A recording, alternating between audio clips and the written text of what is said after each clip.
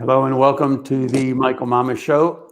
I am your host, Michael Mamas, and we're coming to you from Mount Soma, home of the Sri Someshwara Temple in the mountains of Western North Carolina.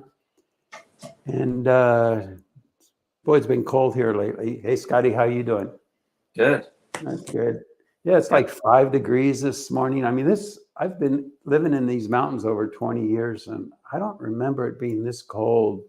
Certainly not for, 2 or 3 days in a row like that. It's an Arctic blast, Yeah. But that's one thing I like about these mountains is, we have snow on the ground now, and in a couple of days it's going to be gone, and you go outside in a sweatshirt, Yeah. Yeah. It feels like winter here too. Really? Yeah. In LA? Yeah. It was raining in San Francisco during that football game yesterday. Is it raining there? Yeah. Oh, is it really? It's raining. Close to Yeah. rain. Hard. I remember living in San Diego. It gets cold and damp, and it goes right to the bone, Well, plus, Yeah. I don't think the houses are designed to withstand that kind of temperature that much, Yeah. because the weather's usually so nice there, Exactly. Yeah. Yeah. All right. Well, today, it's a kind of interesting progression what I want to talk about today, because I was thinking, I've been studying Sanskrit, and I memorized the letters. That's step one, and then in the process, I noticed that there are different versions of the Sanskrit letters. So I have access to some Sanskrit scholars, So I brought just the very first letter, the fundamental letter out of which everything unfolds. And I had a picture of the version of that I was using. And I brought it to a Sanskrit scholar and showed it to him. I said, "What's this?" And I forget why I even did that. But at any rate, he looked at it and he didn't know what it was. He had to analyze it, and he started looking at the lines and trying to determine the structure from a fundamental mechanical understanding. And it's really interesting. So then I told him what it was, and he was kind of like, "Whoa!" And then he, took the version that is used in a lot of the texts, and then South India, the texts and things like that. Very different, And so it got me thinking: is there one that's right? Or is the knowledge just lost and we don't know which one is right? Or should we just go with the one that the pundits use? And it initiated a progression of thought. And I think really what this podcast is about today is giving some insight into the nature of that progression of thought. And that's why I entitled it The Creative Mind. This podcast it's about the creative mind. It's how do we work with things like that? And because it's the difference between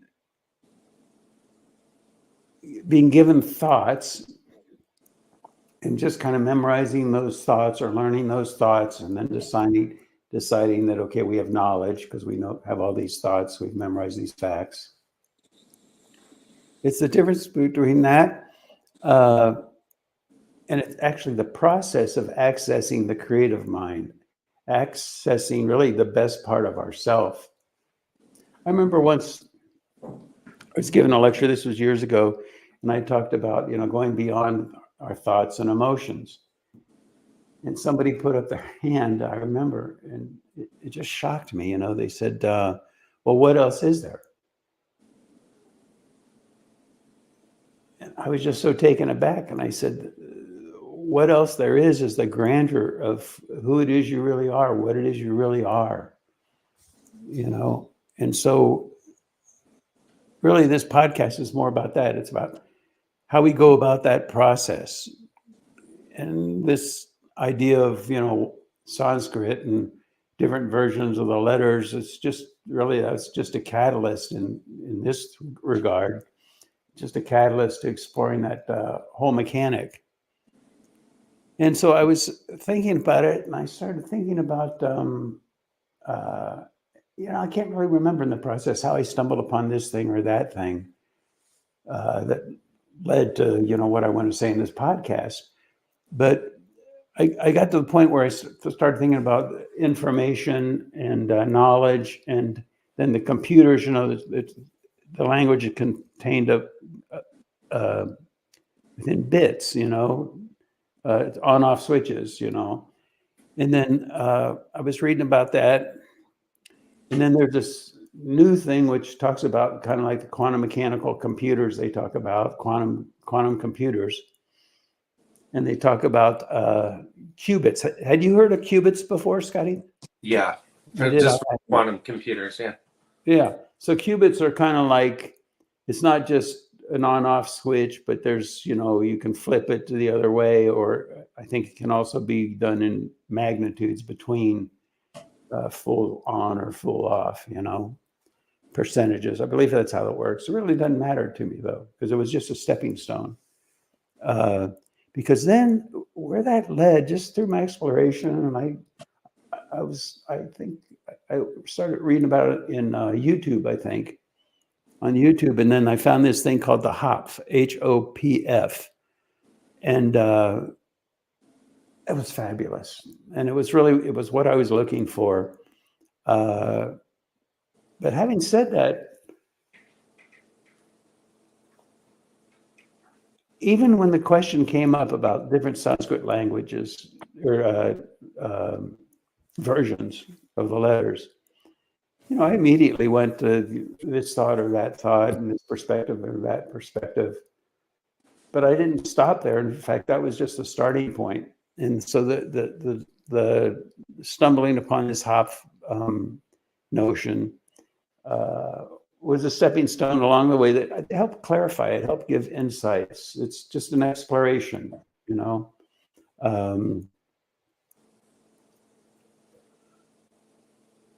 And so on YouTube, and I really encourage everybody to do this, go on YouTube and just type that in, HOPF, and there are all sorts of visual representations. And one scientist there was saying that's foundational, it's fundamental to the nature of existence, which impressed me. I mean, I was like, that guy's pretty good, because I agree with him in an expanded sense, which I'm going to explain in the podcast. And so a very simple version of it, you see, it's the idea of taking something that's, say, three-dimensional and mapping it onto two-dimensional. That's a very simple example. And one of the ways they do that, and you'll see it if you go in there and search these different visual, they're really beautiful, representations, just pretty to look at.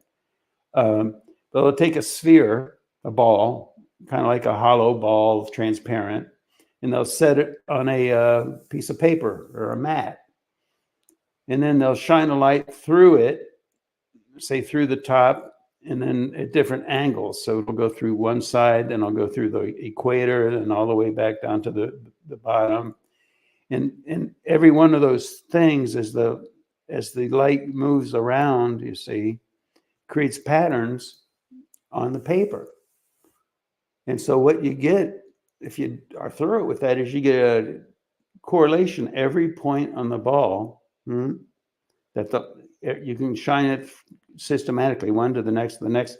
Every point on the ball then maps onto a point on the paper. So you got to have a two-dimensional representation of a three-dimensional object. Makes sense, Scotty, right? Yeah, it does.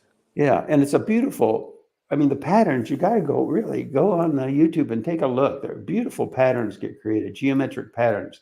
I will say this, the explanations, at least of the half a dozen or more that I looked at, even though the representations are beautiful, I encourage you to look at them. The guys who were trying to explain it did a horrible job, in my opinion. Reminds me, I remember when I was right out of high school, my first quarter in college, High State University. I took a chemistry course, and it was horrible. The book was terrible. It did not explain. It did not make any sense. And so what I did is I went to the library there at Ohio State University, and I took out other books on the subject of chemistry, that part of the chemistry I was studying, and they were great. They made it all very, very clear. And so I found one in particular, and that's the book I relied upon, not the textbook that was assigned. And then I found out later, Scotty, that the professor in charge of the class assigned that book, and it just so happens that their spouse was the person that wrote that book, which I thought was really terrible, much better books. It was a poorly written book. Now, what that has to do with what I'm talking about, it's not really related directly, but I guess indirectly it's very much related, because it's like these representations, if it doesn't make sense, it's probably because it's poorly expressed, and so you find it within yourself, and there's no need then to try to intellectually figure out, certainly not through the exploration in those videos, at least the ones that I watched, how the geometry of all that works mathematically and all like that. It's enough to see the representations, because the point is, and how does this relate to Sanskrit? Well, there's the Brahmanas and there's the mantras. The Brahmanas versus the mantras are composed of the letters of the Sanskrit alphabet and their points, their point values. Shruti, sounds, the point values, right when the absolute manifests in the relativity. And that's what a lot of times people think of that as the Veda. It's the Sanskrit literature, or actually it's the Sanskrit letters of, we could say, Rig Veda. But between each of those letters, there's a gap. I've compared it to, like, if you look at a sheet of paper with typing on it, you've got the letters, but then, and say the letters are typically in black, but then the background is in white. And if you think about it, the white defines the letters. It's not, is it the letters on the page, or is it the white and the absence of white in certain locations? And see, the white is the whole unbounded field, whereas the letters are just point values, shruti, sounds, correspond to sounds. But the real knowledge, it said, is contained in the gap. And what is the gap? The gap is what's called the Brahmanas. And the Brahmanas are vast. It's like this structure that you look at when you see the light shining through the sphere onto a flat piece of paper. There's so much dynamism within the structure itself, but it's, in that sense, unmanifest. In other words, it's existing in a level that isn't manifest on the piece of paper as the lines, you see? And so what we've done here is we've taken a three-dimensional sphere and projected it onto something that's two-dimensional. And so what we live in is a three-dimensional existence, length, width, height, like that. 3 dimensions. But the Brahmanas, the Veda, the self-interacting dynamic of pure isness, which I've talked about in the past, it's multidimensional. Certainly 10-dimensional with the 10 mandalas, but you could even subdivide it to the point where you could say it's infinitely dimensional. And so there's so much more intelligence there, so much more knowledge there than what is contained on face value with the piece of paper. And so when we look at the Vedic cognitions, when we read the Sanskrit literature, for example, or we hear the Vedic chants, It's a very, if you will, simplified version of the grandeur that gives birth to it, the gap between the letters that construct what we think of as the Veda. The Veda is actually both mantras and brahmanas. You know, the literature, the sequence, Agni Mile Purohitam, and the gap between Ag, Good, and E, you know, like that. But now there's more to it than that. It gets very, very interesting. Because, okay, you have A and Agni, A. But that A shows up a million different places. You could say limitless for all practical purposes, different places within the Veda itself, the Rig Veda. But they're not all the same. In fact, each is unique. And why is that? What is that? What's going on there? Well, it's like if you are going on a walk and you're walking down a path and you come to a certain point in the path. There's so much more to that point than just it being there as a point that a million different people have walked through from different angles and things. What defines that point for you is your angle of approach. Did you walk down to it or over to it or around or however you got to it? Also, your emotional state when you enter that point, your psychological state, your intention, where do you want to go? That point is just a point along a path, but it's not, doesn't really define the direction you want to go, does it? Because, you know, that point, you can draw a line through it in any direction. And so the point is there's a momentum to the approach and the entry into the point along the path, or within the brahmanas where the knowledge is contained, and then it manifests as a point value, a letter in the Sanskrit literature.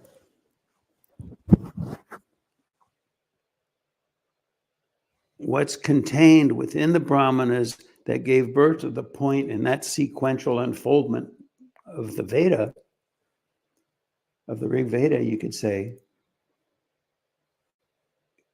that's where the real meaning of the point is. But it's unmanifest. It's within the brahmanas. In fact, all the different aspects of what they call Vedic literature, the Vedangas, the Upangas, all of that,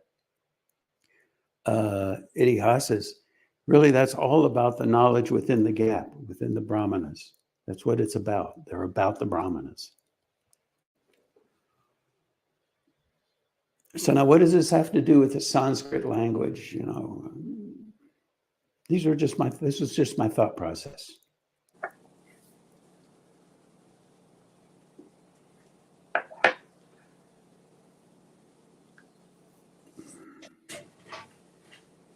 The Brahmanas emerge into relativity through the point values, through Shruti, through the fundamental building blocks of all of this, which is Sanskrit. Those are the fundamental building blocks of existence.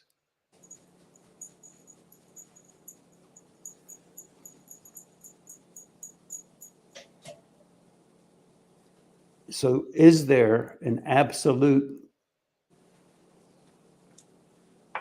structure to each letter that is the right one?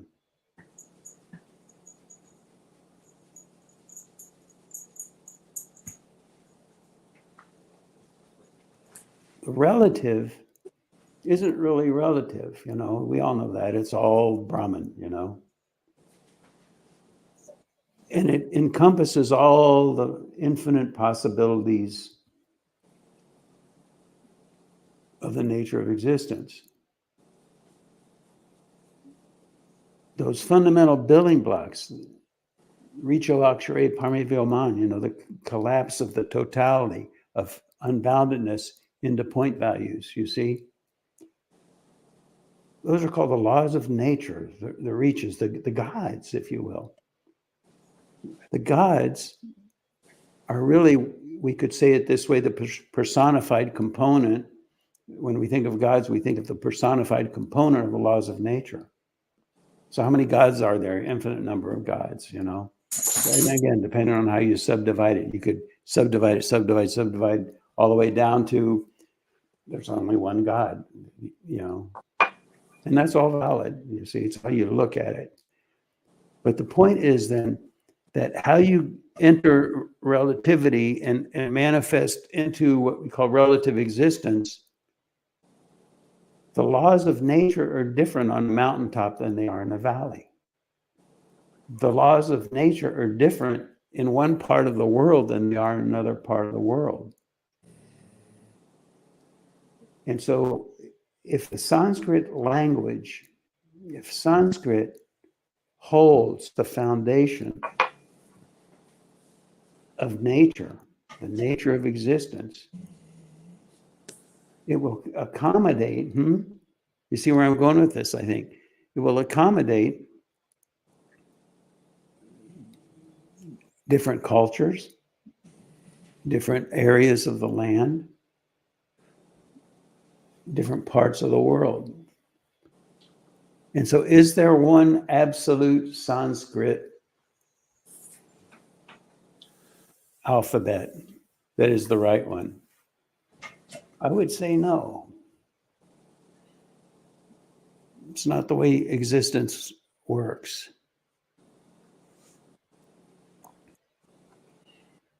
Is that making sense, Scotty? Sure. Now, there's an interesting thing here, too, is the idea of yantras. We've talked about yantras in the past. Yantras are, you know, generally shown in two-dimensional space, like a picture, you know, like the Sri yantra is very popular, and there are all these different yantras. And what they are is two-dimensional expressions, two-dimensional representations of certain values, qualities within that geometric structure of the self-interacting dynamic of oneness. It was a big sentence, huh?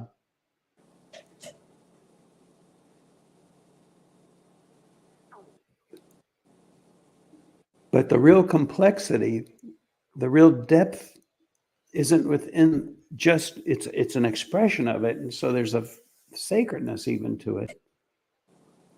But the real intelligence behind it is contained in the Brahmanas, you could say, contained in the totality of the, we could say, the exquisite, harmonious, beautiful complexity of that structure that exists within the absolute that correlates to a particular personified value, a particular God. And that's why we have the Sri Yantra, which is Mother Divine. You can have a Ganesh mantra, a Shiva mantra, whatever. But even having said that, even within relativity, yantras really aren't just two-dimensional. They're normally what? Pyramid structures. And so when you view them from the top looking down, then you're seeing a two-dimensional representation of them. But also yantras, and when you look at these Hopf representations on YouTube, you'll see that the real beauty is when they start to flow. They show it moving, and they make a great screensaver, you know, Scotty? Mm-hmm. But the word, you know, the idea of yantras aren't really static pictures. We think of them that way because that's the way they're represented, but they're really machines. The word yantra means machine. And so it's representing the structure, the dynamic within the unified field, within the absolute, within Chaitanya, that core, the facet of that, the component of that really is beautifully represented in group theory, but I won't get into that. But that correlates to that particular personified aspect, that particular set of laws of nature or law of nature that correlates to a particular personified value. Now, Michael, that's as it's manifesting out of the absolute, those yantras, those aspects. it's still in its like structured pure state at that point, the yantra. Is that what they're representing on the dimensional figure that they're, yeah, Yeah. there's no distortion yet. Well, then we can get into Plato's idea of the perfect form. Is there such thing as Yeah. a perfect chair? Is there such thing as a yantra that's done perfectly? But for practical purposes, ignore that. And it's Yeah. just, it's and that's why we don't mess around with yantras. You know, people take a yantra and try and color it different ways or do different things to it. It's not a good idea, because what we're dealing with there is a very fundamental, very powerful law of nature. And so when you mess with it, who knows what you get? You can create very powerful things that can even maybe appear to be positive in one sense. Oh, isn't it beautiful, for example? But the influence it has on a deeper level can be quite the opposite. And then we get into the whole arena of left-handed tantra, you know, and how we mess with the laws of nature on very fundamental levels and think we're accomplishing something, but at great cost, you know. That's why there's right-handed tantra, which is the technology of these things done in a manner that is in harmony with nature. Harmony with nature, you know. And so our understanding of life, what is it based upon? You know, we have a set of preconceived notions, but how consistent are they with Mother Nature? But now there's an interesting point here.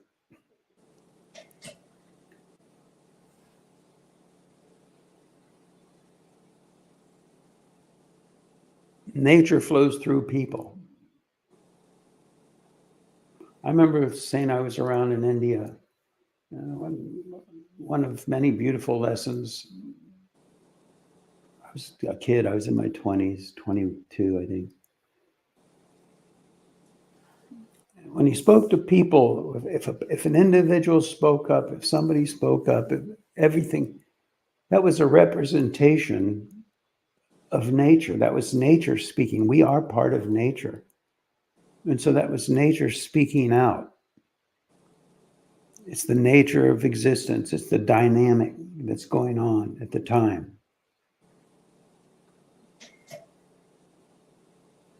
I remember once we were working on this. I was with Marshy then, and we were working on this publication just to explain the whole thing. It was so logically done. It was a whole big, huge thing, and so systematic and so brilliant and so perfect. And, you know, he's looking for suggestions and ideas. How can we make this more compelling? How can we convince people to look at this, you know, and to read this and to study this? And I said, and so I said to him, well, we could just say that, and this was a group of people were there. He said, we could just say that if you really look at this and study it, you realize no rational human being could reject this. It made a lot of sense to me. I think it made a lot of sense to him too, to tell you the truth. But there was one woman in kind of in the back of the audience or something, and you just kind of heard her say, "Ooh," she went kind of, "Ooh," like that. And he looked at me and I looked at him and I kind of shrugged and realized that wasn't going to happen because it was nature speaking out. It was nature speaking out. It's a great learning. We need to learn to live in harmony with nature, to express things in modes that are received by nature. That makes sense, Scotty? I thought it was so beautiful, you know? Yeah. I mean, and it just conjured the picture of just how, you know, we in our lives, we run into people that are just like, they're moving that way, but then it's their choice. It seems like everything is going fine and nature is like moving through and they're doing well, they're thriving or whatever, and then something happens with them that they change that. Like it's almost like we have, we have it welling up through us, but I don't understand what change that means. well, the individual then goes off that. Oh, they mess with it. And it messes with it, right? Yeah. Yeah.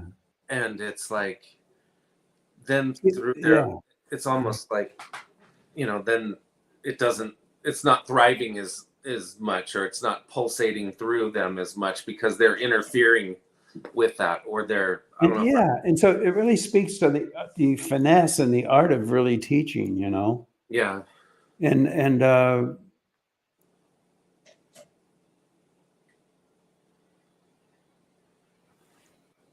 how far can you go before you're pushing up against something that just won't move? And so how do you get it to move forward? It's a really beautiful notion. It's really something beautiful to think about, I think. Mm-hmm. But we are a part of nature, and it's nature speaking through us. It's the state of nature at the time that is speaking through us. And it's not a very positive commentary when you look at the world condition, is it? Right. But it's a phase transition. It's all going to be okay. It's all going to be okay. Michael, it's when going back to what you're talking about, how the laws of nature even on the planet, like express themselves differently, right? Mm-hmm. You can see it, like, though, with just us as a species, how we've developed differently on different parts of the planet. Yeah. Yeah. I mean, it's amazing when you get onto this, and that's Vedic knowledge. It's not my knowledge, it's Vedic knowledge. But when you get onto it and you start to understand it, it just makes so much sense. Yeah. It's like, of course, how could we miss that? And it goes all the way to, cleaning the fishbowl, Right. Yeah. And it's funny because it's like you see what governments have tried to do, taking their notion of what is the way it should work and then trying to put it on another side of the world, and it just doesn't work, for them. Yeah. And that brings up the one last point that I want to make here, Scotty, and that is that the whole underlying basis of that, the multidimensional, self-interacting, ever-moving within itself, exquisitely beautiful dynamic. How do we harness that? How do we manage that? How do we employ that as a technology?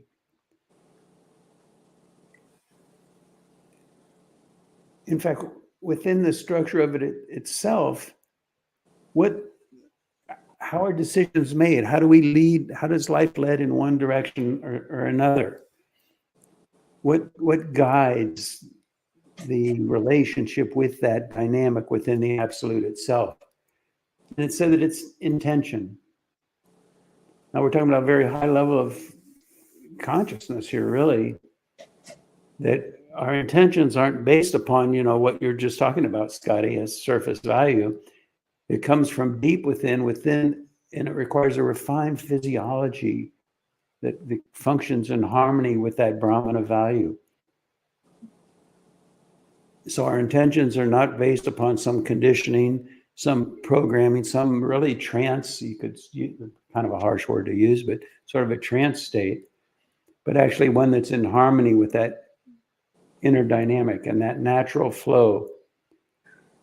And then that natural flow, as it emerges into relativity, the sequentiality of that underlying basis, right? Those fundamental building blocks, flows in harmony with the depth of existence in a positive, supportive, life-supporting manner. It's all something to think about. And this isn't an explanation. This is an exploration. It's an invitation for everyone to explore life and the nature of life on a very fundamental level that's so essential that we do that, so we can negotiate, if you will, with the gods. We can work with that Brahmana value, if you will, by evolving ourselves. And then there's also the technologies of yajna,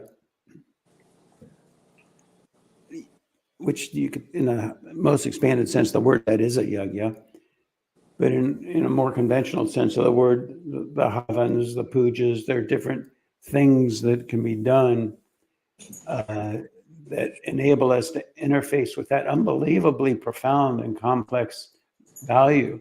And it's not going to be done with just simple physics formulas, because it's too vast. It's too exquisite. Even these simplistic representations that you'll see if you go on YouTube and look at those representations are so beautiful and in a sense so complex.